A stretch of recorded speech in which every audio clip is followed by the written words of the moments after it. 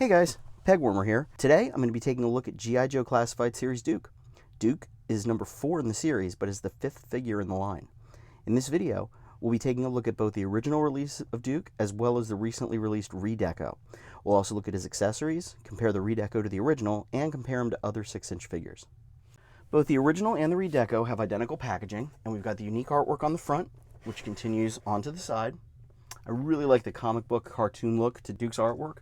The usual artwork on the back of the box. The bottom of the box has the usual happy fun ball warnings, and the top of both boxes have 04 and the Joe logo. Moving on to the file card, I'm just going to stick with the original release since they're exactly the same. According to Hasbro, these icons represent the following in this order: role, what the character does; gear, what the character uses; skill, what the character is good at; and mastery, what the character is best at. Duke's file card has the following. He's a level 4 leader, lead teams and command missions. Level 2 light weapons, uses small handheld weapons. Skydiving, level 3, can jump from an aircraft. Okay, quick sidebar here.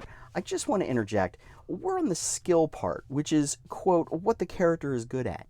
I've never been skydiving, and God willing, I never will be, unless sedated and shoved out. I have only the most basic understanding of skydiving, flight, aerodynamics, physics, courage, and anything else that pertains to actual skydiving. I won't pretend to know, or bother looking up, what goes into a successful skydive from the moment you put on the parachute to the moment you take it off. But can jump from an aircraft, from my admittedly limited point of view, doesn't seem to do actual skydiving justice. I would hazard a guess that I'm just as skilled at hopping out of an aircraft as Duke. He probably just does it with a lot less weeping than I would. Tactics, level 4. Expert in strategy and use it to outmaneuver opponents. Duke's file name is Conrad S. Hauser. His birthplace is St. Louis, Missouri, and his height is listed as 6 feet 2 inches, or 1.88 meters. According to his bio on the official G.I. Joe site, Duke is the go-to squad leader, capable of command on any type of mission. A decorated operative who has set records, received commendations, and achieved honors every step of the way. Duke has distinguished himself even among the elite ranks of G.I. Joe field commanders. Worthy of a top-level command post, but believes that leaders who aren't in the field aren't worthy of being leaders. Let's free Duke, or Dukes, from his, or their, plastic prisons, and compare the original and Redeco versions of his accessories. Okay, let's start with the original release Duke.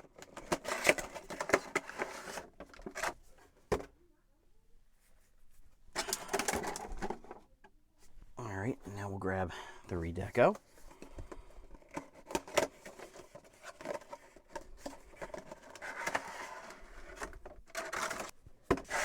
Alright. And starting off with the original, let's grab his rifle. Oh my god. It's alright, we're good. Okay. First up we have Duke's rifle. I know that the original, Real American Hero line seemed to be a bit more realistic, and again, I do understand that we're talking about action figures. I know they're not real. They seemed a little bit more realistic, at least as far as the weapons go, compared to the Classified series so far, but it looks like Hasbro was kit bashing weapons back then too, just using real ones instead of Nerf as a starting point. For example, the 1983 V1 version of Duke came with what appears to be a real-world machine gun, and online you'll see it listed as either an M11 or an M32, and I am by no means any kind of firearms expert, but after trying to find images of the real-world equivalent to the V1 Duke's gun, I discovered that neither of these seem to be correct. After researching it a bit, it looks like the 1983 V1 machine gun Duke came with was a combination of a Smith & Wesson SW Model 76, an HK MP54 prototype from 1965, and I'm going to butcher this, a Suomi M32. To me, it looks like his machine gun gets the barrel shape from the Suomi, the main body from the HK, and the collapsible stock from the Smith & Wesson. And while I do think it's a bit cooler to combine elements of real-world weapons, I still don't have any issue with Hasbro using Nerf guns as a starting point because I like the quasi-futuristic feel of the weapons. The original Classified series release has very nice paint apps of gold and blue, and then I think it's molded in this grayish black, and then painted gold, and the blue highlights even, let's see if we can, there we go, in here and along through there, and even at the end as if it's actually firing. So that's a really nice thing. I really appreciate the detail they put into that. The Redeco, let's get him out. The Redeco, just like all the Wave 1 Redecos, is going for a more realistic look. So the rifle has lost its paint apps. It's a solid grayish black. It still looks good. And as with other models in the line, the primary weapons are modeled after Nerf guns. And this rifle looks like it's modeled after the Nerf N-Strike Retaliator, but with the addition of a red dot and a magnifier. Take a little bit of a closer look at him. There. So again, exactly the same. No difference between the two except for the paint apps. But I do like the blue, the little bit of blue. I wish they would have kept at least that in. They're both very nice. Obviously, they put a little more time and attention into the original release. You know, everybody complained about it. So now we've got this with less paint. Same price, though. Careful what you wish for. Next up is Duke's sidearm. So we'll get the originals out. Okay. So there's the original. And I'm not going to take it out because I don't want it to get mixed up or lost, but you can see it's the same, exactly the same gun. I believe the Nerf inspiration for this gun is a combination of certain aspects of the N-Strike Elite Firestrike, the Rival Knockout, and the Rival Chronos. Next up we have Duke's binoculars, which again, same for both, so just so that I don't mix them up. Here are the binoculars. I'm going to try, that's where you would stick your eyeballs. And that's the other end. Like the rifle, this is another accessory that the 1983 V1 Duke came with. However, while the 1983 V1 Duke came with a traditional looking pair of binoculars on a strap that would go around his neck, the original and the Redeco Classified Series Duke come with an updated version of this in the form of what appear to be either range-finding, thermal, or night vision binoculars. I really like that these aren't just, you know, regular old binoculars. These are high-tech thermal or range-finding or, whoa, hopefully they can take a beating. Lastly, we have Duke's backpack. Another homage to the V1 Duke, right down to the shovel and flap pouches flanking it on either side. This backpack is identical on both the original and Redeco Classified Duke, and it is just about perfect. I love the way the shovel is painted, the same grayish black as the weapons, but with the small green strap right here, right over top, making it look like it's keeping the shovel in place. Even though it's all just molded in, you know, it looks like it's actually holding the weight of the shovel back. That, combined with the texturing and wrinkled look to the backpack, make it a great accessory. So you can see, even on the part nobody's going to see because it's going to be against his back, they still have the wrinkling detail. I think it's fantastic. I really love the job they did. All right, now for the moment everyone's waiting for. We'll actually take a look at Duke. So we'll start with the original. Come here. Both the original and the Redeco have the same head and face sculpt, and it's outstanding on Duke. There are really nice details when you get in close. For instance, he has a scar over his right eye, which, you know, you can see pretty well from a distance, right there. Same scar on the Redeco. But for all the time I've spent with this character, there's something else that I didn't notice. His nose looks like it's been broken at least once. Kind of got that ridge to it, that bump. I mean, that's a really nice detail. They could have just made it nice and smooth. They took the time to ugly him up a little. The sculpt on the hair looks great, and it really goes to show the level of care Hasbro is putting into these, as his hair actually has two different textures. There's longer combed hair on top and buzzed hair on the sides. So they actually did two different textures. Moving down from the head, he's got a layered look with a tan collared shirt on top and a white undershirt peeking out underneath. This is where we get to the first real difference between the original and the Redeco. So I'm gonna bust the Redeco out now. I feel incredibly awkward saying this, but my God, he is stiff. Grow up. Okay, the original has red shoulder straps. The Redeco has green shoulder straps that look like they're the same color as the top half of his shirt and kind of blends in there with it. Below that, we have the gold eagle pin on his chest, right there. And that is the same on both. The bandolier across his chest is the same on both versions. The belt is the same on both. Again, even down to the little bits of blue. The original belt has this little bit of gold here, and the Redeco doesn't. Both the bandolier and the belt are nicely detailed and have multiple pouches and small paint apps. The original version has an orange watch on the left wrist. You can see it there. The Redeco has a green one. The gloves on the original have red padding on the outside, and the Redeco's padding is green. The thigh holsters are the same. No changes there. The boots themselves are the same.